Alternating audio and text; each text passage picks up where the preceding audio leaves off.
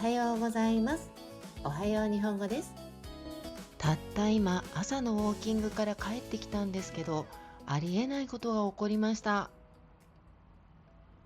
いつもの公園を歩いていたら、いきなり後ろから頭にガツンと衝撃があって、振り向いたらカラスが大きな口を開けてぐわーっと鳴いているんです。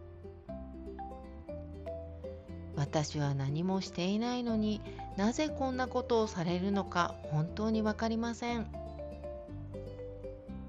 昔はカラスが怖くて見かけたら U ターンして別の道を歩いていました。でも50歳頃になって私もだんだん図太くなったのか気にしなくなっていたんです。その矢先にこんなことが起こるなんて衝撃すぎます。カラスは頭が良くて人間の顔を覚えていると言います。私は毎日同じ道を歩いているので、明日からまた襲われるんじゃないかと思うと恐ろしいです。短いのでもう一度繰り返して聞いてみてくださいね。また明日。バイバーイ。